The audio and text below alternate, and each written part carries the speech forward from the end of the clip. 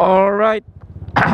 What's up mga master? Welcome back again sa ating channel, Master Jelon. So for today's video mga master ay pauwi tayo galing sa trabaho. Yan, half day lang tayo kasi nakakaantok sa pesto natin.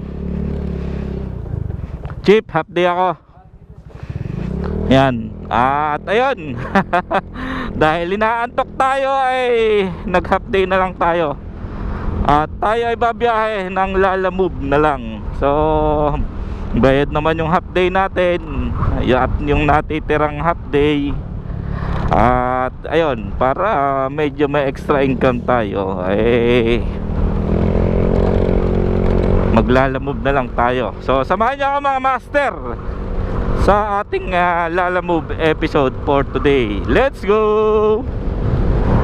So mga master, unang unang items natin na i-deliver ay charger lang. So 4.5 kilometers ay 65 pesos. So umuwi muna pala tayo ng bahay at nagpalit muna tayo ng long sleeve kasi naka-uniform tayo kanina. So ayun, unang items natin ay charger worth 65 pesos sa 4.5 kilometers. Samahan nyo ako, let's go. So dito na tayo mga master at medyo maghahanap tayo ng location. Kuya, phase 7 block 3 po. Block 3? Opo. Ito P7 to eh. Dito yata block 3. Dito po. 1, 2, 3 yata. Dito yata. Diyan po, sige po. Tanong mo na, ano pangalan? Okay po, salamat. Kasi sa bungad lang ng village ang pin, sa gate lang. Block 3. Block 3 Julian Kate, lot 14. Lot 14. Wala lang mga nakalagay dito. Ito block 40, lot 12. Ito lot 14. Dito na, sakto.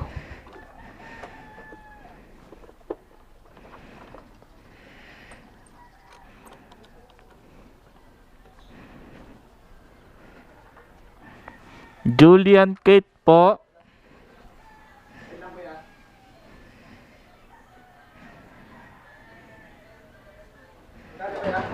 ₱10 lang po, bayad na po yung shipping sa ano na lang po, pass. So yun, na-drop off na natin at sisingilin lang natin yung wala po ba kayong barya sir? Wala kasi yung panukli. Okay na pa, thank you. So shipping fee binayaran ng sender, then ₱10 para sa gate pass. At may tip na 10 kasi wala tayong panukli. So nakakatawa yung mga nag-uusap-usap sa Lalamove app kasi may nagbubuk dito ngayon na scammer na wag daw munang pupunta sa location hanggat hindi bayad yung pinapaabonohan na 1,500 plus. Yun kasi yung style na scammer. Ngayon yung mga mga kapwa natin delivery rider ay mga nag-uusap-usap through booking din na mukhang kutob din nila na kapwa nila delivery rider yung nang-i-scam na yun. Nangaabala kasi mga master, siguro sa sobrang hina ng booking wala nang ginawa yung rider kundi mang abala ng kapwa niya rider, no. Pero yung kutob ko lang pero wala kung ganun din ang kutob ng mga delivery rider na mga nagbubook na ininonote na putang ina mo scammer, kilala ka namin. Yung mga ganong na alam nilang nababasa din ng scammer yung booking na ginagawa nila na may mga note na yung ibang ano nakikipag-usap through ano, tara puntahan na natin yan. Ginaganon yung yan booking ano app. Malaking abala talaga, at doon sa mga baguhang delivery rider ay malamang nakakakuha pa siya ng mabibiktima kasi may mga bagong rider na hindi alam yung mga ganong kalakaran. Since may paabono nga at may pang-abono naman ay mabibitag siya. Nakakalungkot lang kasi at nakakaasar na may mga ganyang scammer talaga na gagawin ng lahat kakapalan ng apog mang-i-scam sila. So dito na tayo mag-antay ng kasunod natin booking. Plano nating dumiretso ng Calamba kasi pupunta tayo ng LTO. Yun, sa mga baguang delivery rider, kung mapanood nyo man to magbasa kayo ng mga app, at kung hindi kayo wala kayong experience sa mga paabono system, wag muna kayong kukuha dahil pangit kung makaka-experience kayo ng mai-scam.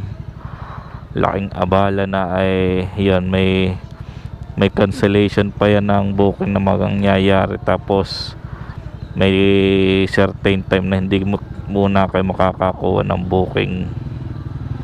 Abala talaga at perwisyo. 5 minutes later.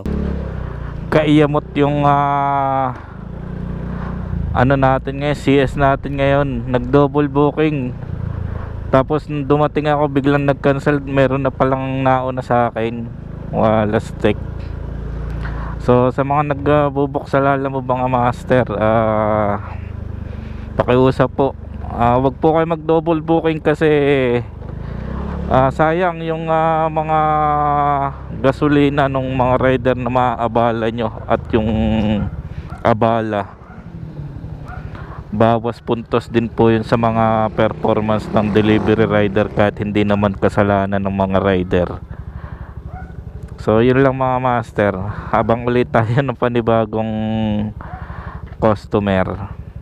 A few moments later. Mga master, nakakuha na naman tayo ng booking galing Calamba papunta dito sa Makiling, Calamba pa rin. Pagkain siya papuntang Lyceum. So 104. Malas yata tayo ngayon mga master kasi yung mga kaninang booking ay mga cancel. Ewan ko ba bakit kinakancel. Kung kailan nandoon na tayo or papunta na tayo doon, biglang magka-cancel, medyo mahaba-haba na rin yung nabiyahe natin. Ay, may mga customer talagang gano'n na nagdo-double booking, tapos pag may nauna ng rider na pumunta, biglang ika-cancel yung isa or yung iba. Hindi ko alam kung ilang booking yung ginawa niya, pero yun, ganyan yung diskarte ng ibang customer na naniniguradong kukunin yung kanilang booking. At ayun, bago nga pala tayo nagpatuloy bumiyahe, dumaan tayo ng LTO para magpa-medical lang sana.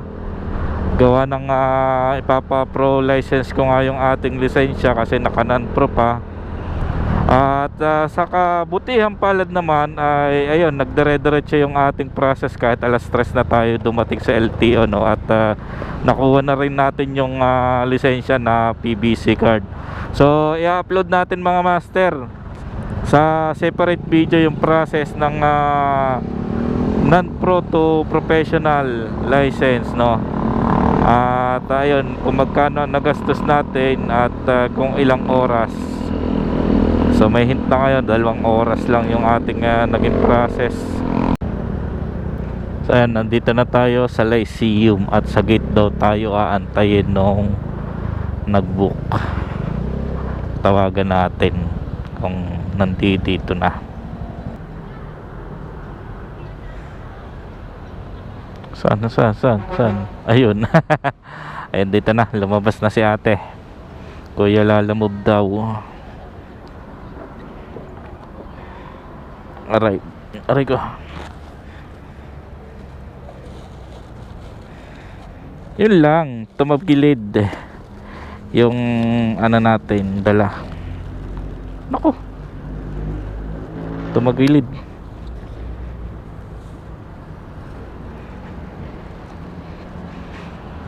Saan ba, ma'am?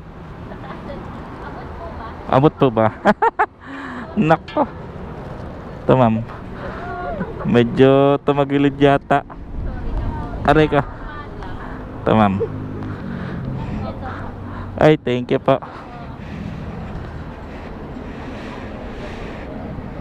Okay na.